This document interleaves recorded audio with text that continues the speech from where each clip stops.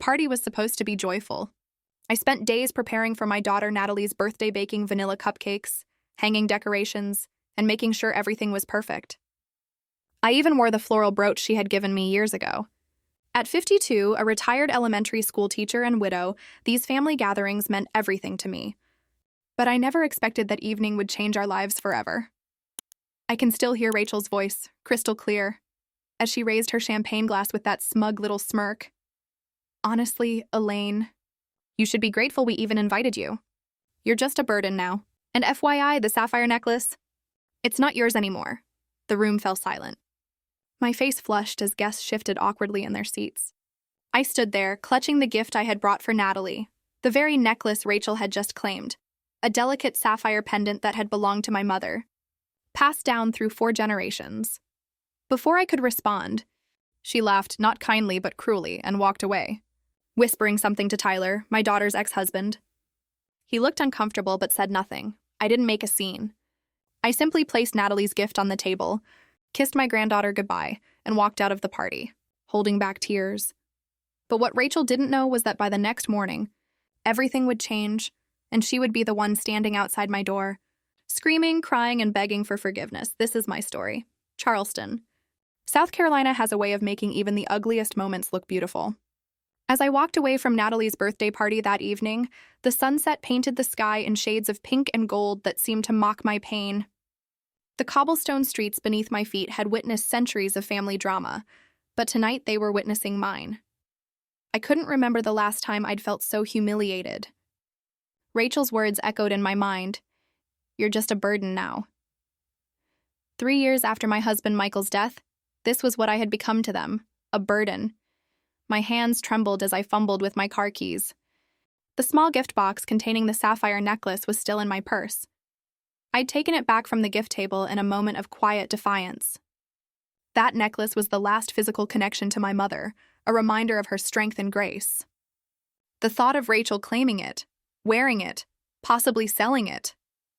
I couldn't bear it. Mom, wait! I turned to see Natalie hurrying down the sidewalk, her party dress fluttering in the evening breeze. At 29, she looked so much like me at her age, the same chestnut hair, the same determined set to her jaw. But there was something new in her eyes. Fear. You shouldn't have left, she said, slightly out of breath. It's your party too, is it? I asked quietly. Because your former sister-in-law made it quite clear that I was only there on sufferance. Natalie winced. Rachel doesn't speak for all of us. She's just, you know how she is? Yes, I do know how she is. And I know how Tyler is when he's around her spineless. I hadn't meant to sound so bitter, but the words spilled out anyway. Mom, please, come back inside. It's my birthday. I looked at my daughter, really looked at her. The shadows under her eyes, the tightness around her mouth. Natalie had been through so much in the past few years. Her divorce from Tyler, watching him immediately take up with Rachel, moving back in with me temporarily before relocating for work. She'd been quiet about it all, refusing to burden anyone with her pain, a trait she inherited from me. I'm sorry, sweetheart, I said, softening my tone. But I think it's better if I go home now. We can celebrate properly tomorrow, just the 2 of us. But, Natalie. I took her hands in mine. You deserve to enjoy your birthday without drama. We'll talk tomorrow, I promise. She hesitated, then nodded reluctantly. Are you sure you're okay to drive? Of course, I assured her with a smile that didn't quite reach my eyes. I'm upset, not incapacitated. As I drove home through the warm Charleston evening, memories flooded back. Michael and I had raised Natalie in this city, built our lives here among the historic homes and swaying palmettos. After he passed a heart attack, sudden and devastating, I'd downsized from our family home to a smaller property closer to Natalie. I wanted to be near her, to help her and Tyler as they started their family. I remembered how grateful they'd been when I offered a substantial portion of my savings for their down payment when their first house fell through. I never asked for anything in return, not even acknowledgement. That's what family does, I thought. We support each other without keeping score, but somewhere along the way, something changed. Tyler changed. And then came the divorce, so abrupt it left us all reeling. I later learned that Rachel had been the wedge driving them apart, Tyler's girlfriend, now trying to claim a place in our family, eyeing everything that used to belong to it. By the time I pulled into my driveway, my sadness had hardened into something else resolve. I walked into my modest home, set my purse down on the entry table, and took out the small gift box containing the sapphire necklace. I opened it, letting the blue stone catch the light. My mother had worn this on her wedding day. I had worn it on mine. It should have been Natalie's on hers, but Michael had been sick then, and in the rush to have the wedding while he could still attend, we'd forgotten. Now it seemed the necklace had become a symbol of everything Rachel wanted to take from us. I closed the box and reached for my phone. It was time to make a call I should have made months ago. "Hello, is this still the number for James Peterson?" I asked when a voice answered. "Yes, this is James. Who's calling, please?" "James, it's Elaine Whitaker, Michael's widow. I need your help." James had been our family attorney for decades. He'd handled Michael's estate after his passing, and I knew he would remember the specifics of the will, especially the clause about family heirlooms with maternal lineage. Elaine, of course. "What can I do for you?" I took a deep breath. "It's about the sapphire necklace, the one that belonged to my mother. I believe someone is planning to sell it against the terms of Michael's will." "I see," James said, his voice taking on that professional tone I remembered. "Can you come to my office tomorrow morning? Say 8:30? I'll pull the relevant documents before you arrive. I'll be there, I promised." After hanging up, I walked to my bedroom window. From here, I could see a sliver of the Ashley River, silver in the moonlight. Michael and I used to watch this view together. "Water flowing means time passing," he'd say. "But some things should remain constant, Elaine. Some things are meant to stay in the family." I touched the small box in my hand. "I know, Michael," I whispered. "And they will." That night, I slept better than I had in months. I didn't know exactly what would happen next, but for the first time since Rachel had entered our lives, I felt like I was finally taking back control. I had no idea just how quickly everything was about to change. At precisely 8:25 the next morning, I walked into James Peterson's law office clutching a manila folder of my own. Inside were bank statements, emails, and photographs I'd been quietly collecting, evidence of what I believed was happening behind my back. James greeted me with a warm handshake. At 65, he looked much the same as he had when Michael was alive, silver-haired, sharp-eyed, with reading glasses perpetually perched on the end of his nose. "Elaine, good to see you. Coffee?" "Please," I said, settling into one of the leather chairs opposite his desk. His office hadn't changed either. Dark wood, law books lining the walls, certificates in heavy frames. It smelled of lemon polish and old paper, comforting in its familiarity. James placed a steaming mug in front of me and took his seat. "I've pulled Michael's will and the inventory of family heirlooms," he said, tapping a folder on his desk. "But before we get to that, why don't you tell me what's going on?" I took a sip of coffee, gathering my thoughts. "It started about 6 months after Michael passed," I began. "Tyler and Natalie were having problems. I didn't know the extent of it then. But suddenly there was this woman, Rachel, in the picture. Within weeks, Natalie had moved out and filed for divorce." James nodded, listening intently. "After the divorce, things happened quickly. Rachel moved in with Tyler. They started renovating the house I helped them buy. And then I opened my folder and slid an email printout across the desk. This happened." James picked up the paper, eyebrows rising as he read. It was an email from Tyler to a jewelry appraiser, inquiring about the value of a sapphire necklace, approximately 100 years old, with family provenance.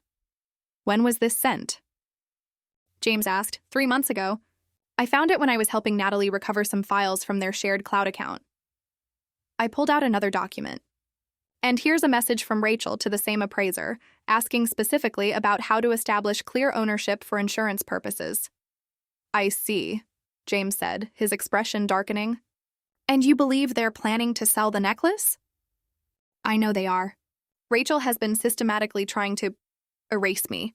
First, she threw out family photos I'd brought over, claiming they clashed with her modern aesthetic. Then she tried to have me uninvited from holiday dinners. And most recently, she convinced Tyler to put the necklace into a safe place under her name." "Under her name?" James looked alarmed. "Do you have documentation of that?" I nodded, producing another paper. "Tyler told me it was for tax purposes. I should have known better." James studied the document, then opened his own folder. "According to Michael's will, All family heirlooms with maternal lineage, including specifically the sapphire necklace, are to remain in the female line of the Whitaker family. The will explicitly states it's not for resale or transfer outside the bloodline. He pulled out another document. And there's more. Before Michael died, he updated the power of attorney for these specific items, naming Natalie, not Tyler, as the heir. I felt a wave of gratitude toward my late husband. Even then, he'd been thinking ahead, protecting our family legacy. Last night at Natalie's birthday party, Rachel announced publicly that the necklace wasn't mine anymore, I said quietly. She humiliated me in front of everyone. It was the last straw after years of small cruelties. James removed his glasses, pinching the bridge of his nose. That's not just unkind, Elaine. Based on these documents, what they're attempting is illegal. What can we do? Several things immediately. James reached for his phone. First, I'll contact the appraisers and alert them that the necklace is subject to legal restrictions. Then we'll file for an injunction to prevent any sale or transfer. And if they've used joint accounts or property to finance anything related to this attempted sale... He paused, his expression grim. Well, those accounts may need to be frozen pending investigation. I hadn't expected such swift action. How quickly can this happen? I'll make the calls right now. The legal notifications can go out by noon. He glanced at his watch. By tomorrow morning, anyone trying to sell that necklace will hit a brick wall. As James began dialing, I sat back in my chair, emotions churning. I hadn't come seeking revenge-only protection for something precious that belonged to my family. But as I listened to James speaking authoritatively into the phone, I realized that justice sometimes looks like consequences. After we finished at the law office, I drove to the small cafe where I sometimes met with my book club. I needed time to think, to process what had just happened. The morning sun was bright on the harbor as I sipped my tea and watched the boats. My phone buzzed with a text from Natalie. Mom, are you okay? Call me when you can. I was about to reply when another text came in, this one from a number I didn't recognize. This is Rachel. We need to talk about what you've done. What I've done? I almost laughed. I hadn't done anything yet, the legal wheels were just beginning to turn. How could she possibly know? Unless... The appraisers had already been contacted. Unless James's efficient legal team had already begun filing paperwork. Unless the bank had already flagged their accounts. I put my phone away without responding to either message. Whatever storm was brewing, I would face it tomorrow. Today, I needed peace. That afternoon, I visited Michael's grave at the old churchyard cemetery. The late summer flowers I'd planted were blooming bright yellows and purples against the weathered stone. I think you'd be proud, I told him quietly. Not of the conflict, but of standing up for what's right. For protecting what matters. As I drove home, the sun was setting over Charleston, painting the historic buildings in golden light. The beauty of this place had always been a comfort to me, even in my darkest moments. I fell asleep that night with the sapphire necklace box on my nightstand, a tangible reminder of generations of women in my family who had faced their own battles with grace and resolve. I had no idea that at 7:32 the next morning, my doorbell would ring, followed by frantic pounding that would change everything. At 7:32 a.m., the insistent ringing of my doorbell jolted me from sleep. I fumbled for my glasses, my heart racing as the ringing gave way to frantic pounding. Elaine! Open this door right now! The voice was unmistakable. Rachel. I pulled on my robe, took a deep breath, and made my way to the front door. Through the peephole, I could see her disheveled, still in her silk pajamas beneath a hastily thrown-on coat. Her normally perfect hair was a mess, and mascara streaked down her face. When I opened the door, she nearly fell forward. You have to help me, she shouted, her voice cracking. They froze our bank account. The jewelry appraisal company rejected the necklace, said it's flagged in some legal document. And Tyler just found out his name is no longer listed on the property deed. I don't know what you did, but fix it. I stood in the doorway, oddly calm. The morning sun cast long shadows across my porch, illuminating Rachel's panicked face in harsh relief. Behind her, I could see her luxury SUV parked haphazardly in my driveway, one wheel on the lawn. Would you like to come in for some tea? I asked quietly. Tea? Are you kidding me? Her voice rose to a near shriek. Our accounts are frozen. We can't access our money. Our money, I repeated, emphasizing the word. Or Michael's money that he left for his daughter. Rachel's face contorted. Don't play dumb with me. I know you did this. You called someone, filed something, I don't know what, but you need to undo it. Now. I stepped back, opening the door wider. I think you should come inside. The neighbors don't need to hear family business. She hesitated, then stormed past me into the living room. I closed the door behind her and followed, watching as she paced back and forth on the faded Persian rug that Michael and I had bought on our 20th anniversary. Rachel, I said carefully, I didn't do anything that wasn't already legally established. The necklace was never meant to be sold. It's a family heirloom, specified in Michael's will to remain with the women of the Whitaker family. That's ridiculous. Tyler is a Whitaker. I'm his wife now. Girlfriend, I corrected gently. And the will specifically refers to the female bloodline. Natalie is the rightful heir to the necklace. This is about money, isn't it? Rachel spun to face me, her eyes wild. You're punishing us because we didn't invite you to dinner last month, or some other perceived slight. Well, we need that money. The contractors need to be paid, and we have the fundraiser at the country club next week. Do you have any idea how this makes us look? I moved to the kitchen and filled the kettle, buying myself time. Rachel followed, her heels clicking aggressively on the tile floor. This isn't about money, I said finally. And it's not about dinner invitations or social standing. It's about respect, Rachel. Respect for Michael's wishes. Respect for family history. Respect for me. Oh, please. She rolled her eyes. Don't make this some moral crusade. You're just bitter that Tyler chose me over your precious daughter. The kettle whistled, and I poured hot water over tea bags in 2 mugs, though I doubted Rachel would drink hers. The familiar ritual helped steady my hands. Rachel, I said, turning to face her. Last night at Natalie's birthday party, you told everyone I was a burden. You claimed the necklace wasn't mine anymore. You humiliated me in front of my family and friends. I pushed a mug toward her. Those weren't the actions of someone who respects what our family stands for. It's just a necklace, she said dismissively, ignoring the tea. No, it's my mother's necklace, and her mother's before that. It's meant for Natalie and someday for my granddaughter. It's not meant to pay for contractors or impress people at the country club. Rachel's phone buzzed. She glanced at it and her face paled further. Tyler says the lawyer just called. They're auditing the house account now. She looked up at me, desperation replacing anger. Elaine, please. We need this to stop. We can work something out. Maybe you can keep the necklace and we'll figure out something else. It's not up to me anymore, I said truthfully. The legal process has started. If there's nothing improper about what you and Tyler have been doing, then you have nothing to worry about. Nothing improper? Her laugh was brittle. We're talking about family here, not some corporate transaction. Exactly, I agreed. And family doesn't try to sell heirlooms behind each other's backs. Family doesn't humiliate each other at birthday parties. Family doesn't erase photos and memories because they clash with a modern aesthetic. Rachel's shoulders slumped. For the first time since I'd known her, she looked defeated. What do you want? An apology?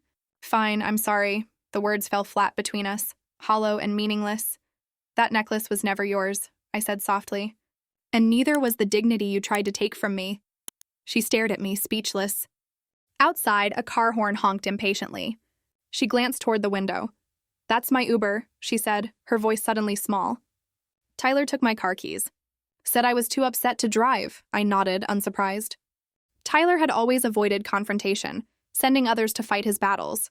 What happens now? She asked, and for a moment I glimpsed vulnerability beneath her polished exterior. Now you leave, I said, not unkindly. And I suggest you and Tyler speak with your own attorney about how to proceed.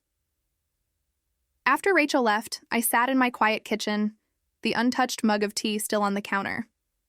I wasn't celebrating. There was no joy in seeing someone else's distress, even someone who had caused me pain.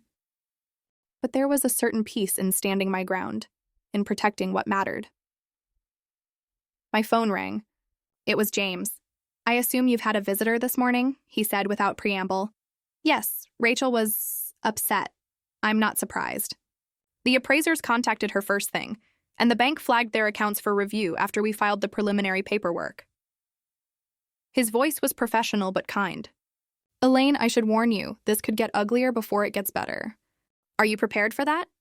I thought about it, looking out my kitchen window at the garden I'd planted after Michael died. The hydrangeas were blooming blue like the sapphire, like Michael's eyes, like the ocean on a clear day. Yes, I said finally. I'm prepared. Good, because there's something else you should know. When we started looking into the financial records, we found some concerning transactions. It appears Tyler has been moving money from joint accounts into private ones, accounts we believe were opened with Rachel's information. My heart sank. Natalie's money? Potentially, yes. If any of those funds came from the original gift you provided for the house down payment, or from Michael's estate, he paused. Well, that would constitute fraud. I closed my eyes, feeling suddenly tired. What do I need to do next? Nothing right now. Let the legal process work. I'll keep you informed, he hesitated. Have you spoken with Natalie? Not since the party. I should call her. That might be wise. She'll likely be hearing from Tyler soon if she hasn't already. After hanging up, I dialed Natalie's number, but it went straight to voicemail. I left a message asking her to call me when she could, keeping my tone light, not wanting to worry her unnecessarily. Then I went to my bedroom and opened the small jewelry box on my dresser. Inside, nested on velvet, lay the sapphire necklace deep blue, surrounded by tiny diamonds, hanging from a delicate silver chain. I lifted it carefully, remembering my mother wearing it at special occasions, remembering how she'd placed it in my hands on my wedding day. This is more than jewelry, she'd told me. It's a reminder that you come from a line of strong women.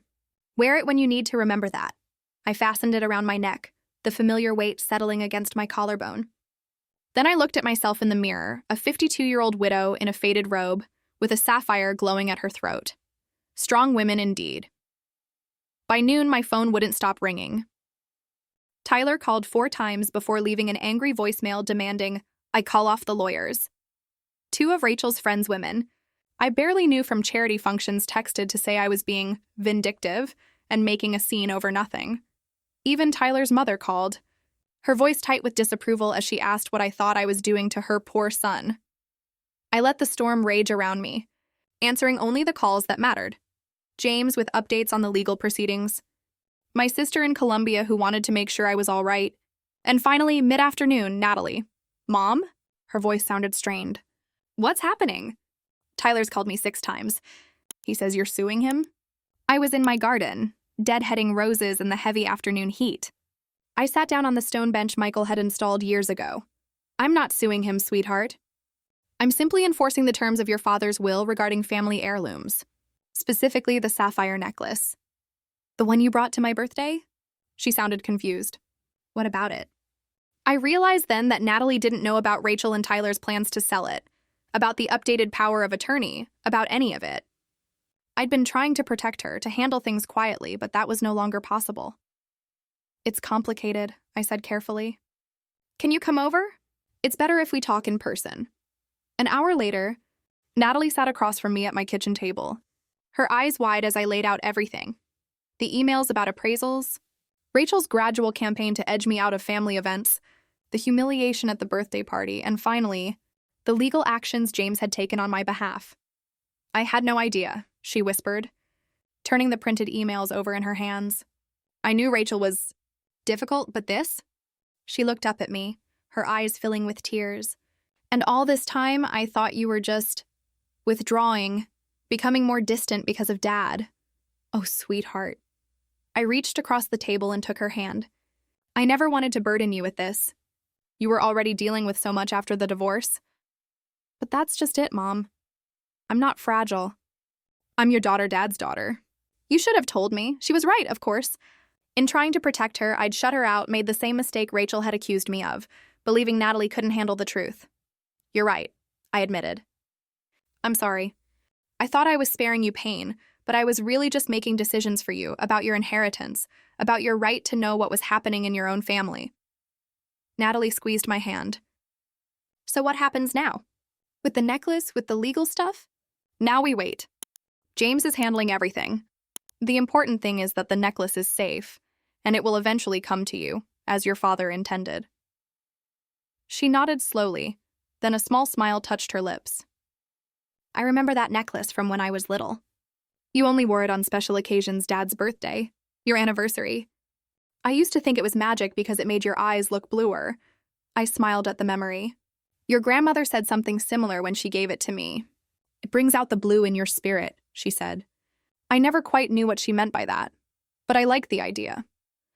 We sat in comfortable silence for a moment, the late afternoon sun slanting through the kitchen windows, turning the dust motes to gold. Tyler's pretty upset, Natalie said finally. He says you've ruined everything. I imagine he is upset, I agreed. Actions have consequences, though I never intended to cause such upheaval. Do you think... She hesitated.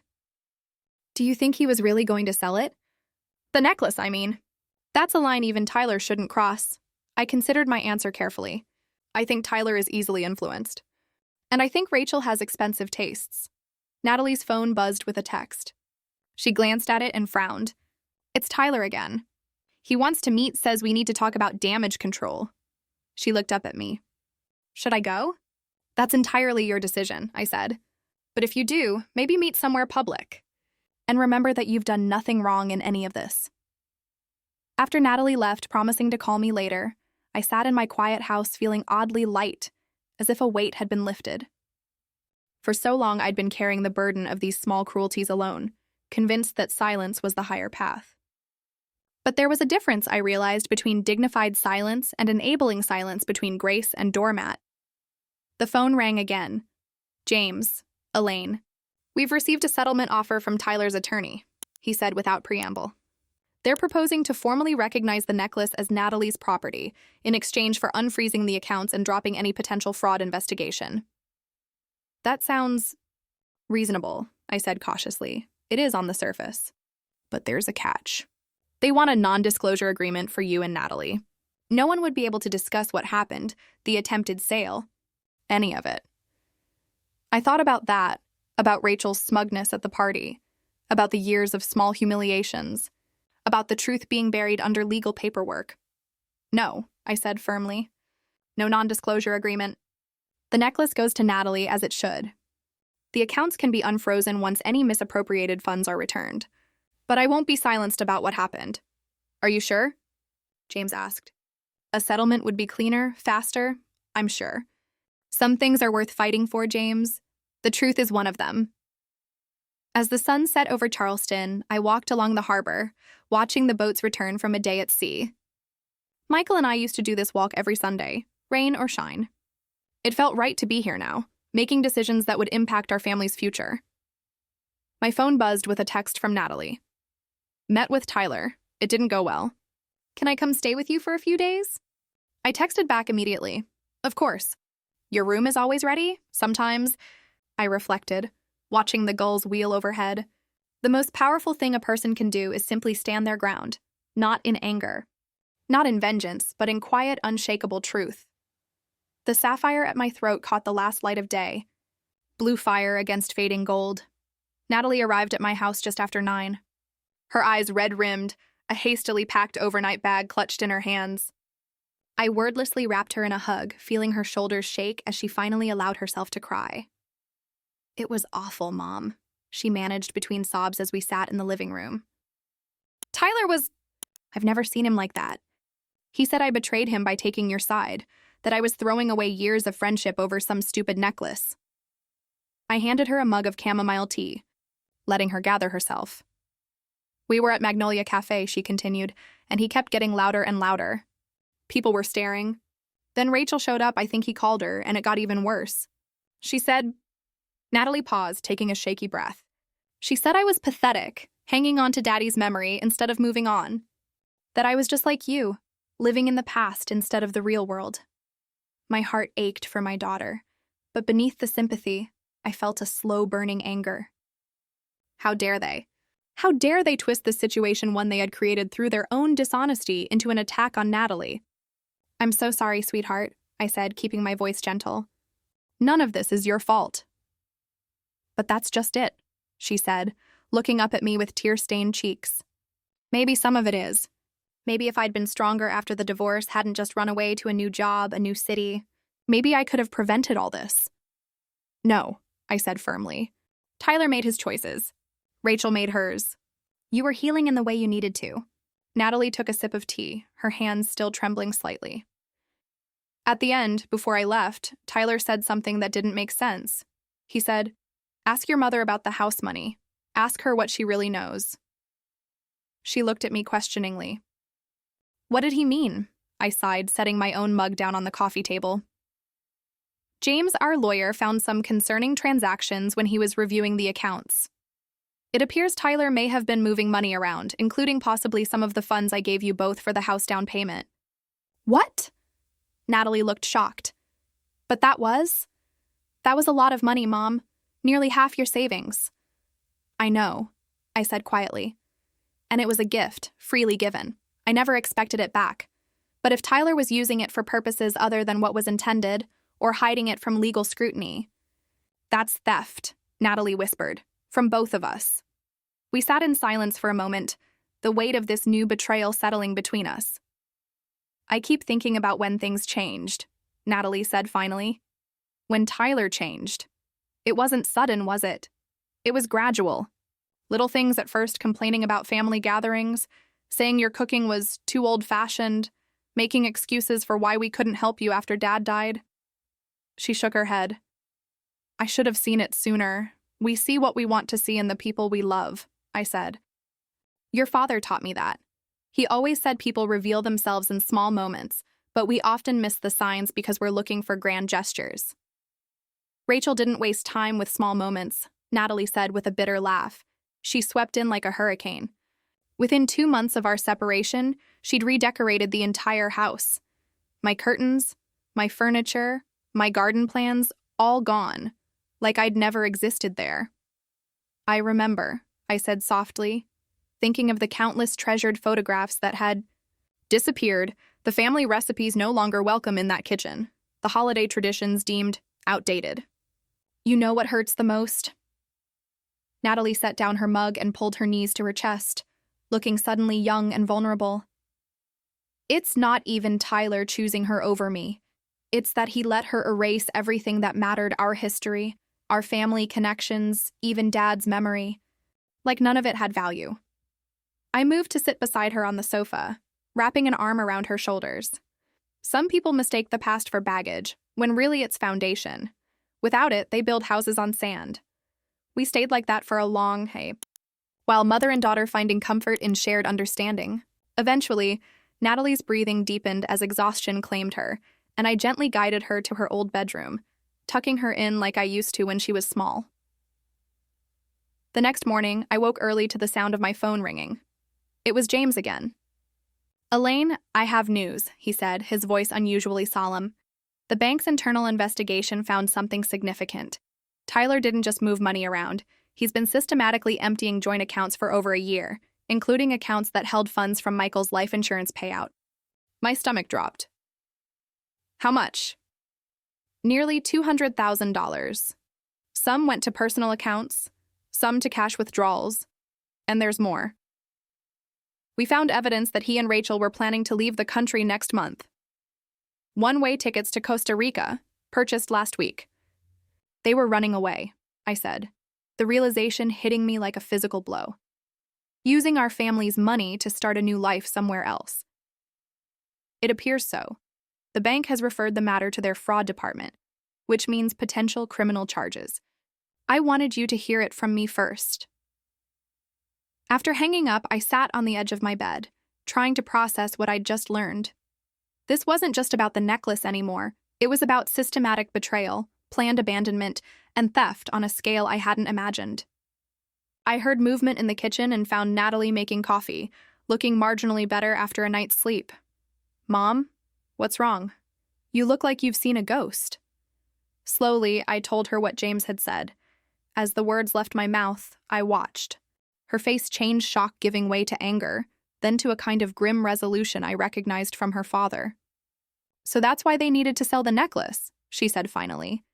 "They needed liquid assets that wouldn't be traceable through bank records." I nodded. "It seems likely." "And they were just going to disappear? Leave everything, their jobs, their friends, their families?" "According to James, yes." Natalie poured coffee into 2 mugs with deliberate calm. "What happens now?" "That depends partly on us," I said. "The bank will pursue their own investigation regardless. But as for the rest, the necklace, the house, any civil claims, we have choices to make." She handed me a mug, her eyes meeting mine. No more protecting me, Mom. No more handling things quietly to spare my feelings. We decide together from now on. Together, I agreed, feeling a rush of pride in my daughter's strength. That afternoon, as promised, we met with James at his office to discuss our options. The elegant conference room felt too formal for the painful conversation we were having, but perhaps that formality provided necessary distance. Given the evidence of fraud, James explained, spreading documents across the polished table, you have several options. You could pursue criminal charges, which would be handled by the prosecutor's office. You could file a civil suit to recover misappropriated funds, or you could negotiate a settlement that would avoid court entirely. What would settlement look like? I asked. In practical terms, Tyler and Rachel would acknowledge the wrongdoing, return as much of the money as possible, and formally relinquish any claim to the necklace or other family heirlooms. In exchange, you would agree not to press charges. And they'd just get away with it? Natalie's voice was tight with disbelief. Not entirely, James said. There would be financial consequences, certainly, and the bank may still pursue their own case regardless of what you decide. Natalie and I exchanged a look, years of understanding passing between us. We need time to think about this, I said finally. James nodded. Of course, but don't take too long. Tyler's attorney has been calling hourly, which suggests they're getting desperate. Desperate people sometimes make rash decisions.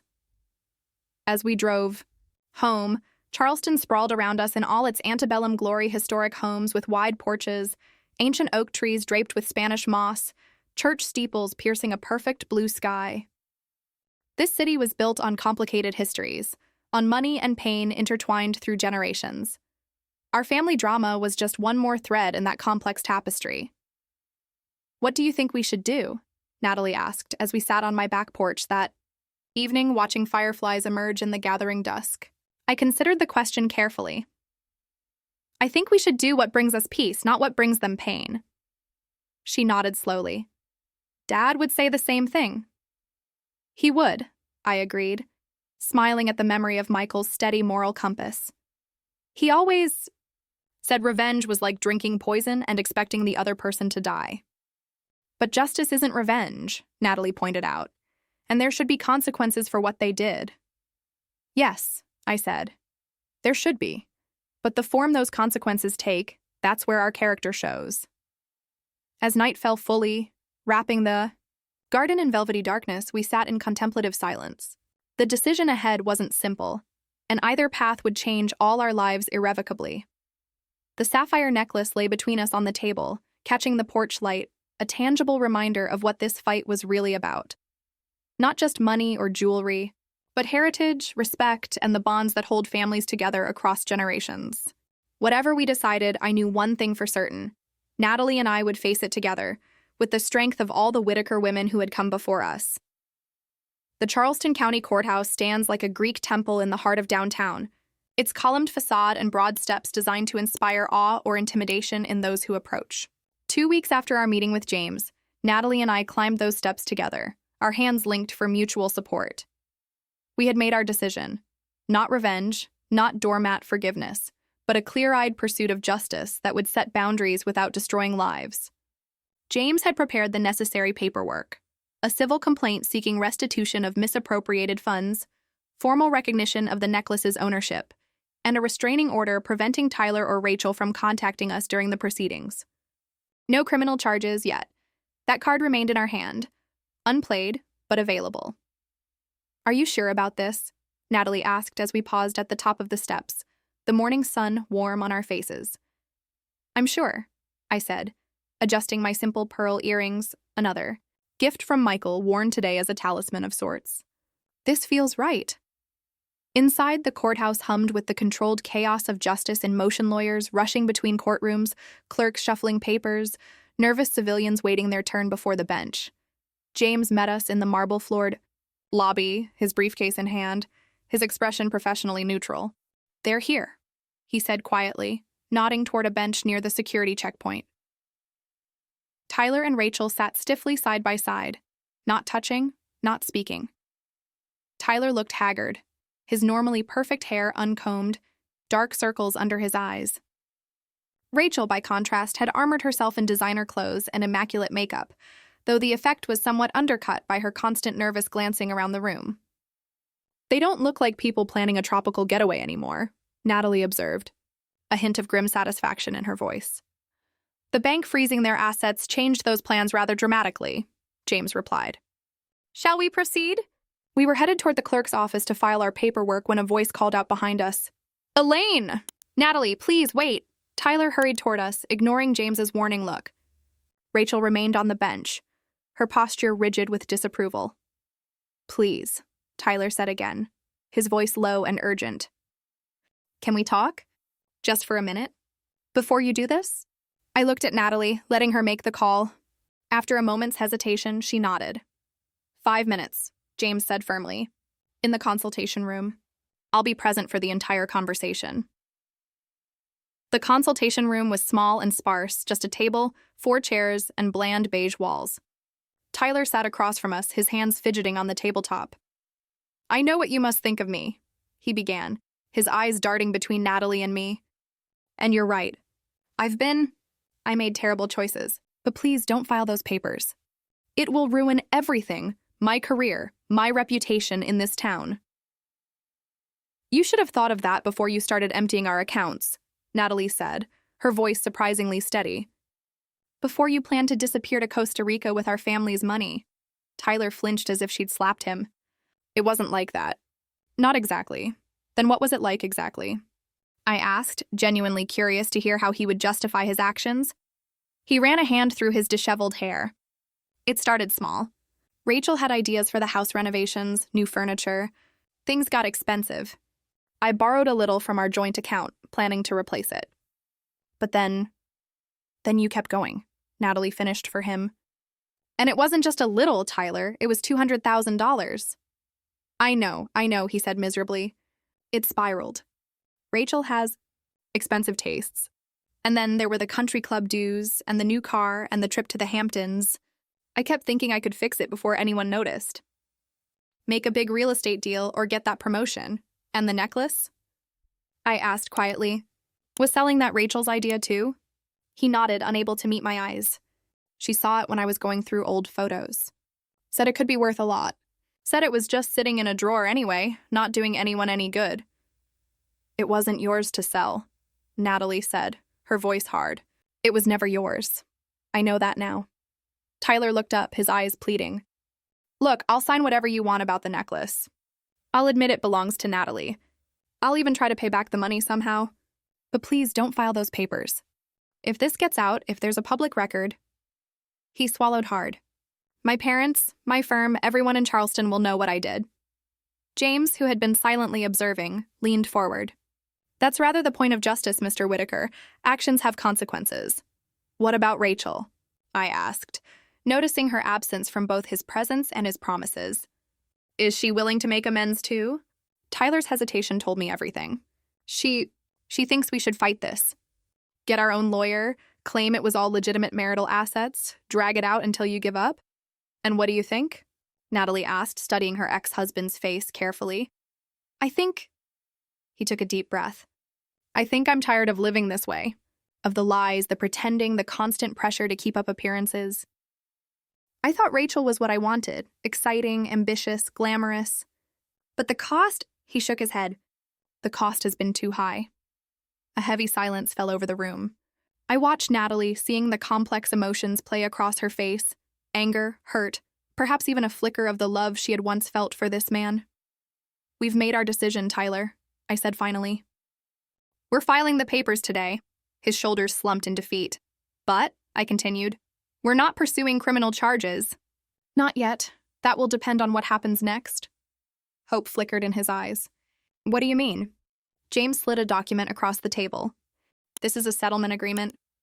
It stipulates full restitution of the misappropriated funds, formal acknowledgement that the sapphire necklace belongs to Natalie by right of inheritance, and your agreement to seek financial counseling. In exchange," Natalie added, "we don't go to the police. The civil complaint becomes a matter of public record, but without the more sensational details that would make it newspaper-worthy." Tyler stared at the document, then at us. Why would you do this? After everything? Not for you, Natalie said bluntly. For us. Because living with bitterness and vengeance isn't the legacy my father left us. And, I added quietly, because there was a time when you were family. Tyler, that matters even now. He nodded slowly, tears welling in his eyes. Thank you. I don't deserve this chance, but thank you.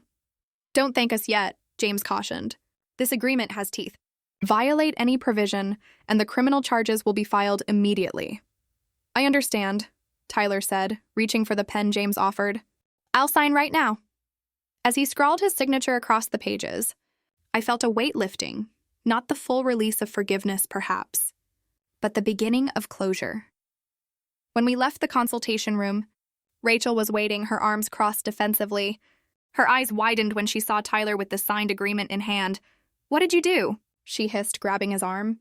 Tell me you didn't sign anything without our lawyer. It's done, Rachel, he said wearily, pulling away from her grip. I'm done. Her gaze swung to me, fury and disbelief warring in her expression. This isn't over, Elaine. You think you've won, but that's enough, Ms. Lawson, James interrupted smoothly. Any further communication should go through proper legal channels. Now, if you'll excuse us, we have paperwork to file. As we walked away, I heard Rachel's angry voice behind us, berating Tyler for his weakness, threatening consequences. But for the first time in years, her words held no power over me. Outside, the Charleston sun was high and bright, turning the harbor waters to sparkling sapphire. Natalie squeezed my hand as we descended the courthouse steps. Are we doing the right thing? She asked, doubt creeping into her voice. I thought about Tyler's broken expression, about Rachel's fury, about the complicated tangle of love and betrayal that had brought us to this moment. I think we're doing the right thing for us, I said finally. And sometimes that's all we can do. 3 months after the courthouse confrontation, Charleston welcomed autumn with cool breezes and trees beginning to blush gold and crimson. I sat on my porch swing, a cup of tea cooling beside me, reading the letter that had arrived that morning, the final notification from James that all legal matters had been resolved. Tyler had followed through on his promises. The restitution payments had begun. The necklace's ownership was formally documented in Natalie's name, and according to James, Tyler was faithfully attending financial counseling sessions. The civil complaint was now a closed matter, filed away in courthouse archives where it would likely gather dust, remembered only by those directly involved. Rachel, however, had made different choices.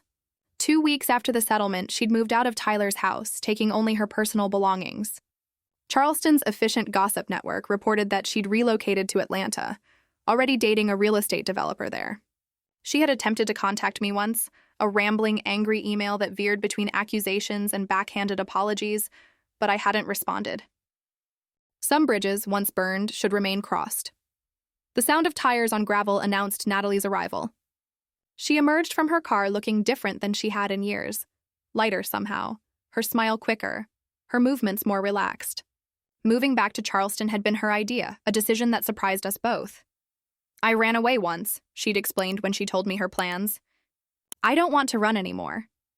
She'd found a small cottage to rent in the historic district and had reconnected with her old art studio, teaching weekend classes to supplement her income. Today, she carried a canvas wrapped in brown paper under her arm as she approached the porch. Is that what I think it is? I asked, setting aside James's letter. She smiled, leaning the canvas against the porch railing. It is. Ready to see it? For weeks, Natalie had been working on a painting she wouldn't let me see. A special project, she'd said, that needed to be completed before sharing. Now, with careful hands, she unwrapped the canvas and turned it toward me. My breath caught. It was a portrait of 3 generations, my mother, me, and Natalie, each wearing the sapphire necklace in turn. The background shifted from formal parlor to modern living room to sunlit art studio, but our eyes remained the same across the decades, the same determined set to our jaws, the same quiet dignity in our postures. Natalie, I whispered, tears welling. It's beautiful. I found those old photographs in the attic, she explained, sitting beside me on the swing. The ones of Grandma in her Sunday best. And then I had that picture of you and Dad on your 20th anniversary, with you wearing the necklace. I had to imagine myself a bit, but... She shrugged, a hint of self-consciousness in her smile. It's perfect, I assured her, taking her hand in mine. Your father would have loved it.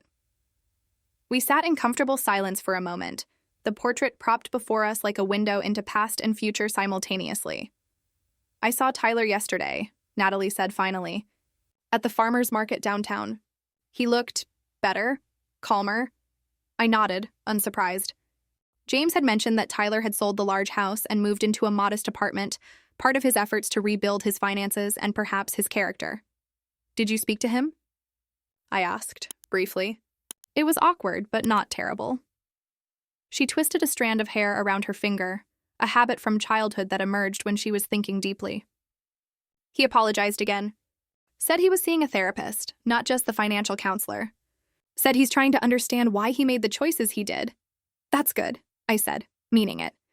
Despite everything, I didn't wish Tyler ill. He had been part of our family once, had made Natalie happy before ambition, and Rachel's influence corrupted what was good in him. He asked about you, Natalie continued. Wanted to know if you'd be open to having coffee sometime. To talk. I considered this, watching a monarch butterfly drift through my garden. Perhaps. Not yet, but perhaps someday. Natalie nodded, understanding. Forgiveness was a journey, not a destination reached in a single bound. Oh, I almost forgot, she said, reaching into her bag. I brought something else. She handed me a small blue velvet box. Inside lay a silver charm bracelet with a single charm, a miniature sapphire, small but catching the light with unmistakable brilliance. What's this? I asked, lifting it carefully. The jeweler who authenticated the necklace mentioned that the original set had included matching pieces, earrings, a bracelet, and a ring. They were separated over generations, sold or lost during hard times. I thought maybe we could start rebuilding the collection. She smiled shyly. One piece at a time. I fastened the bracelet around my wrist, deeply touched by the gesture, not just the gift itself, but what it represented. Our commitment to preserving family history, to rebuilding what had been broken. It's a perfect start, I said. That evening, Natalie stayed for dinner, and we were joined by my sister Margaret, who had driven down from Columbia for the weekend. The three of us sat around my kitchen table, sharing stories and laughter as twilight deepened outside the windows. I've been meaning to ask, Margaret said as we cleared the dishes. Whatever happened with that little house on Queen Street? The one you were considering for your retirement project? I'd almost forgotten. Before the drama with Tyler and Rachel had consumed my attention, I'd been looking at a historic property, a neglected Charleston single house with good bones and terrible wallpaper. Exactly the kind of project I'd always dreamed of tackling once I retired from teaching. I imagine it sold months ago, I said with a small sigh of regret. Actually, Natalie said, exchanging a meaningful look with Margaret. It didn't. Margaret grinned. The owner took it off the market after that initial showing. Had some family issues to resolve. But my friend at the real estate office says he's ready to list it again, and she might be able to get you a first look before it goes public. Really? I felt a flutter of excitement. But can I afford it now? After everything with the legal fees and the money I gave Natalie for her cottage renovations? That's the other thing, Natalie interrupted. Remember the restitution payments from Tyler? The first 3 have already come in. It's not the full amount yet, but it's enough for a decent down payment. I sat back in my chair, stunned by the possibilities suddenly opening before me. The house on Queen Street had captured my imagination, a piece of Charleston history waiting to be lovingly restored, just as my life had been. I don't know, I said cautiously. It's a big commitment. Just look at it, Margaret urged. No pressure. But Mom always said you had the best eye for potential in old things. She'd love to see you take on a project like this. The mention of our mother brought the conversation full circle. Back to the portrait now hanging in my living room. Back to the sapphire legacy that connected generations of Whitaker women. I'll think about it. I promised and meant it. Later that night, after Margaret and Natalie had gone, I stood in my bedroom looking at myself in the mirror. The sapphire necklace gleamed at my throat, and the new charm bracelet caught the light as I moved my hand.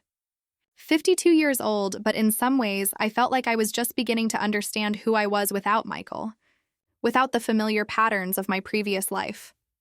The past months had forced me to find strength I hadn't known I possessed, to stand up for myself, to protect what mattered, to make hard choices about justice and mercy. I was different now. Not harder exactly, but clearer. More defined. You'd be proud, I whispered to Michael's memory. Of Natalie, of me, of what we've become. Outside, a late mockingbird sang in the darkness, its melody complex and beautiful. Charleston slept around me, a city built on histories both painful and precious, just like families, just like lives. Tomorrow, I decided I would call Margaret's real estate friend. I would look at the house on Queen Street. I would consider beginning again, building something new from something old and cherished. The sapphire at my throat seemed to pulse with approval, as if all the Whitaker women who had worn it before me were nodding in silent agreement. It was time to move forward, carrying the past with honor but not being defined by it. Time to write the next chapter. 1 year later, I stood in the garden of the Queen Street house, my house now surrounded by friends and family gathered to celebrate its restoration.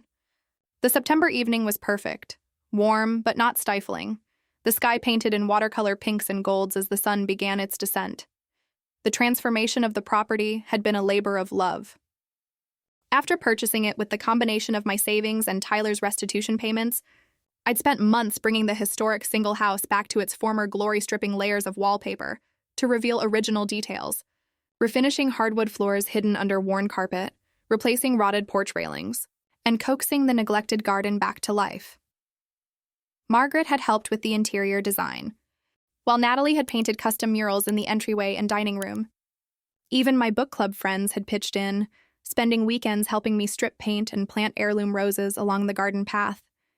Now, twinkle lights hung from the ancient oak tree, tables draped in white linen held platters of low-country cuisine, and the gentle notes of a string quartet floated through the evening air. It wasn't just a housewarming. It was a celebration of renewal of the house and of me. Quite a transformation, said a voice beside me. I turned to find James Peterson, his wife Ellen, at his side. Both the house and its owner, I smiled, accepting the compliment with a nod. I had good help along the way, including an excellent attorney. Just doing my job, he demurred, though his eyes twinkled with pleasure. Though I must admit it's more satisfying when things turn out this well. Ellen touched my arm gently. James told me professionally appropriate details only, of course, about what you went through last year. Your grace through that situation was remarkable. Not always graceful, I admitted, but I tried to make choices I could live with. The best any of us can do, she agreed. As they moved on to greet other guests, I surveyed the gathering with quiet satisfaction. Natalie stood near the fountain, deep in conversation with a young architect she'd been seeing for the past few months. Margaret was charming a group of my neighbors with stories of our childhood mischief. My former colleagues from the elementary school chatted with members of my book club, worlds blending seamlessly. And then, at the garden entrance, a figure hesitated. Tyler, looking uncertain but determined, a small gift bag in his hand. I made my way through the crowd toward him, surprised but not displeased by his appearance. We had seen each other occasionally over the past year, brief, polite encounters at local businesses or community events. He had kept his word about the restitution payments and, according to Natalie, continued with both financial counseling and therapy. Tyler, I greeted him. I wasn't expecting you. I hope it's all right, he said, shifting nervously. Natalie mentioned the housewarming, and I wanted to see what you've done with the place. And to bring this. He offered the gift bag. It's not much, just a housewarming tradition. Inside, I found a small loaf of homemade bread, a container of salt, and a bottle of olive oil, traditional symbols of prosperity, flavor, and joy for a new home. Thank you, I said, genuinely touched by the thoughtfulness. Would you like to look around? Relief washed over his face. I'd like that very much. As we walked through the house, Tyler was appreciative of the restoration work, commenting knowledgeably on architectural details and original features I'd preserved. The awkwardness between us gradually eased, replaced by the comfortable conversation of two people who shared history, but had moved beyond its most painful chapters. I heard Rachel got engaged, I said as we stepped back into the garden. In Atlanta, Tyler nodded. To a commercial developer. They're a good match, actually. There was no bitterness in his voice, just the calm acceptance of someone who had processed a difficult chapter and closed the book. And you? I asked. Are you doing well? Better, he said simply. The smaller apartment suits me. I'm focusing on residential architecture now, less commercial. Smaller projects, but more meaningful. He hesitated, then added, I'm seeing someone too. A high school art teacher. It's different, quieter, more real. I'm glad, I said, and meant it. We reached the refreshment table where Natalie had just arrived with her architect friend. She looked momentarily startled to see Tyler, but recovered quickly, introducing him to David with composed politeness. Mr. Whitaker was just admiring Mom's restoration work, she explained smoothly. David helped with the structural assessment. As the men fell into conversation about load-bearing walls and foundation issues, Natalie drew me slightly aside. You okay? She asked in a low voice. I didn't know he was coming. It's fine, I assured her. Actually, it's good. Healing, in a way. She studied my face, then nodded, seeming satisfied with what she saw there. By the way, Ms. Rodriguez from the Historical Society is practically begging for a tour of the upstairs. Something about original crown moldings? I'll rescue her in a minute, I promised. First, I want to show you something. I led Natalie to a quiet corner of the garden, where a small bench sat beneath a flowering jasmine. From my pocket, I withdrew a velvet box similar to the one she'd given me a year before. What's this? She asked, looking puzzled. Open it and see. Inside lay a pair of sapphire earrings, delicate drops that caught the fading sunlight with familiar blue fire. Mom, she breathed. Are these part of the original set? Yes, I confirmed. I found them at an estate auction in Savannah last month. The provenance wasn't clear, but the jeweler confirmed they're from the same period and craftsmanship as the necklace. Natalie lifted them reverently. They're beautiful. But you should keep them. No, I said firmly. They're yours now. The necklace, these earrings, they belong to the next generation. To you, and someday to your children. Tears shimmered in her eyes as she embraced me. Thank you, she whispered. For everything. For teaching me what real strength looks like. Over her shoulder, I caught sight of Tyler watching us from across the garden. A complicated expression on his face, regret. Perhaps for what he had nearly destroyed. Or appreciation for what had endured despite his actions. He raised his glass slightly in acknowledgement, then turned away, leaving us to our moment. As twilight deepened into dusk, lanterns illuminated the garden paths. Guests began to depart with warm hugs and promises to return soon. Eventually, only Natalie and Margaret remained, helping me gather empty glasses and fold linen napkins. Successful evening, Margaret declared, collapsing onto a garden chair. Though I think Mrs. Hayward from the garden club had one too many glasses of champagne. She was telling everyone about her scandalous youth in New York. We laughed, the three of us comfortable in the growing darkness, bound by blood and choice and shared understanding. Tyler seemed different, Natalie observed, arranging leftover flowers in a vase to take home. More like his old self, before everything. People can change, I said, if they really want to. Do you think you'll ever fully forgive him? Margaret asked curiously. I considered the question, watching the stars emerge above the ancient oak tree. I think forgiveness isn't a single moment, but a process. I'm further along that path than I was a year ago. Later, after they had gone, I walked through my restored home alone, touching door frames and windowsills, straightening picture frames, feeling the solid reality of this new chapter in my life. In the master bedroom, I stood before the mirror, just as I had that night a year ago. The sapphire necklace gleamed at my throat. The charm bracelet circled my wrist, and now a sapphire ring, the final piece of the original set, which I had found quite by accident in an antique shop in Charleston itself, adorned my right hand. Not complete, but more whole than before, pieces finding their way home across time and distance. I was more whole, too. The betrayal and humiliation that had once threatened to define me now seemed like distant weather, a storm weathered, leaving clearer skies in its wake. I had rebuilt more than just a house. I had rebuilt myself. From the living room wall, the portrait Natalie had painted watched over it all 3 generations of Whitaker women, connected by blood and sapphires and something less tangible but more enduring. The quiet dignity that comes from knowing your own worth, regardless of what others might say or do. Sometimes silence is mistaken for weakness, I whispered to my reflection. But grace has more power than vengeance. And when the people who humiliate you finally knock at your door, sometimes the greatest victory is not in shutting it against them, but in opening it with compassion, allowing healing to flow in both directions. Outside, the Charleston night wrapped around my home like a protective embrace, the same streets, the same sky that had witnessed my humiliation now bearing testimony to my restoration. Not a perfect ending, perhaps, but a truthful one. A human one. And in the end, that was enough.